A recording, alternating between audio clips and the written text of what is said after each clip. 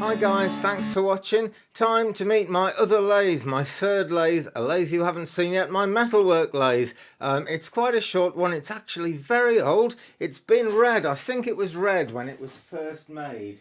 You can still see it there, but it's also green all over side, and I'm not sure which one of those came first, but I suspect it started off red. So I just cleaned up a little bit of junk there. Let's take a closer look anyway. There's lots of lathes out there like this. That's actually a bit of briar pipewood that I'm working on at the moment. It's a wood turning project, but the metalwork lathe is very accurate for sort of getting all the holes lined up and things. So I start off on this. And it is really, you know, very much something I got to complement the woodwork I do. We've got a lay shaft on the back here, coming down to an ancient motor, which I shall show you in a minute. And I've just that's an old used worn out cam belt from a Citroen Zara, I think, which is on there now. And although it's worn out for that, it's fine if you turn it round to use on these old machines, because it is a very old machine. When it was first built, it probably ran from a pulley in the ceiling. It's that old, it's ancient.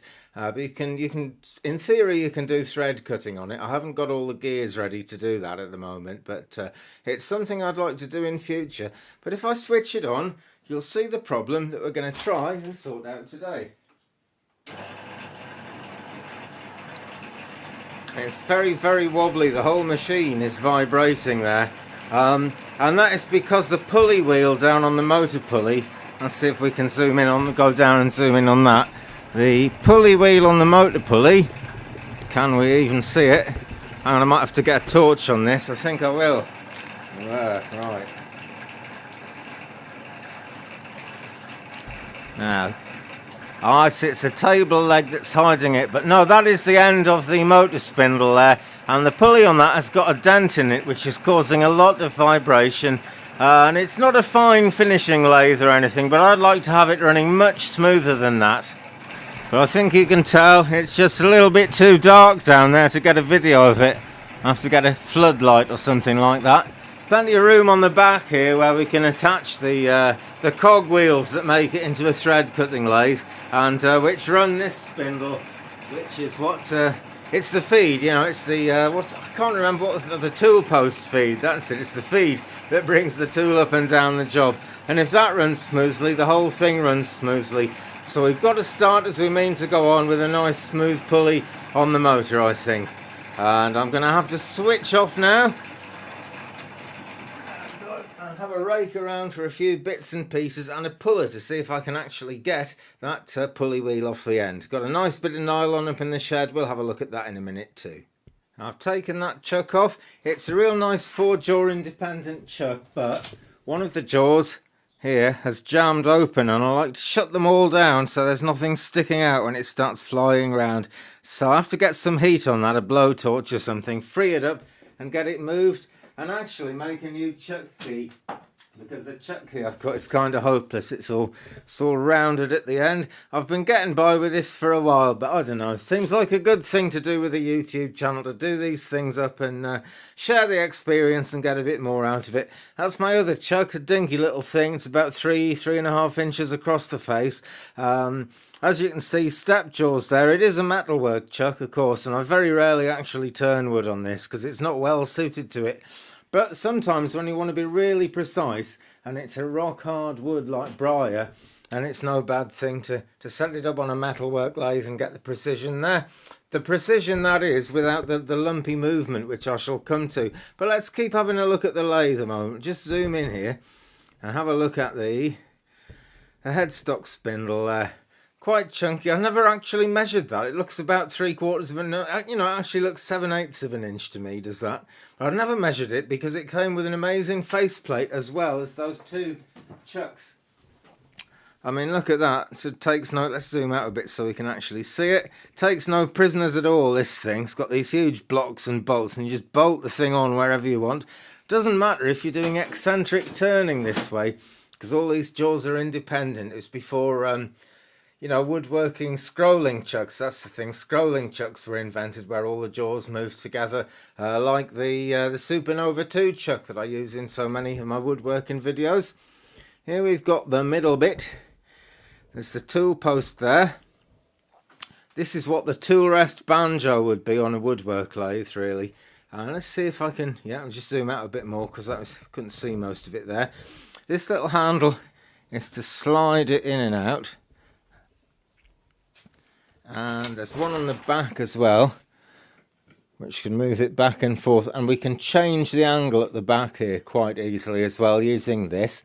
This locks down and you can put whatever tool steel in there you want, as long as it's lined up properly with the centre, of course. And then at the back, got a 1 Morse taper tailstock there.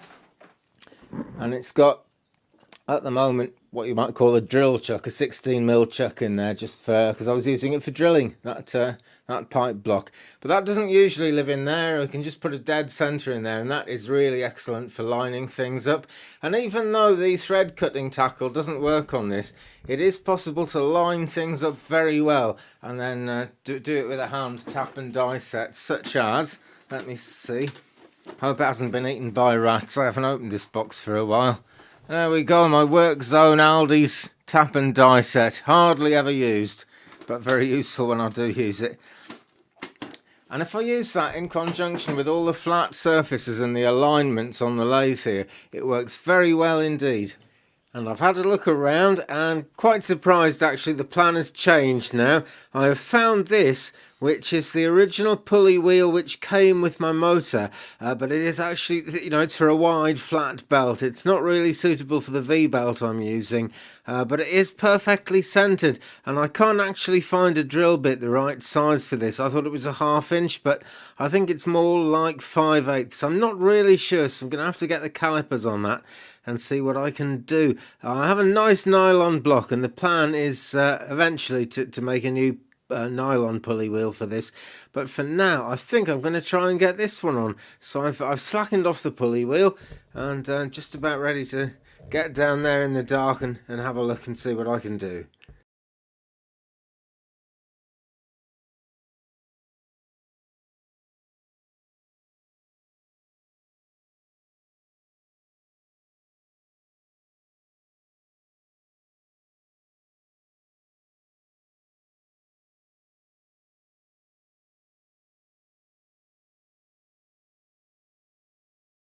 And I think I'm going to say that ought to do for now. It's not ideal, it wobbles a bit. We'll switch it on in a minute and have a look. But it is what was on the motor originally. It does actually work with that, and it would make it possible for me to turn the new nylon pulley wheel actually on this lathe, because it's not shaking so much now that it's going to throw it off. So I think that might be a plan. Let's switch it on and see what she does.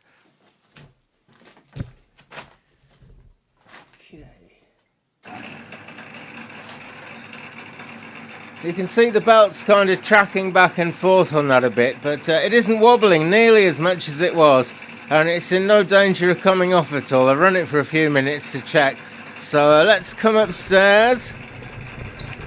Please excuse the mess, there's loads of it. And there it is, spinning away quite happily. You can see the lathe shaft in the background there as well. So there we go, that's better than it was. I'm reasonably pleased with that. So I think I'll call that a day for this video. There'll be a part 2 and probably more parts than that, who knows, so as we go along. I'm really not sure whether to actually buy a pulley off the shelf, because, that's guaranteed to be right, or pretty much so, it might only take a shim or two or a small adjustment to make it perfect. The problem at the moment is that somewhere here I've got the exact size reamer to go through the hole size that needs to go on that spindle, but I can't find it.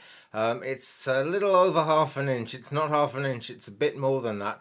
And basically, I remember from last time I did this, you can drill it with a 1/2 inch drill bit and then open it up with this taper reamer, and it's a perfect fit.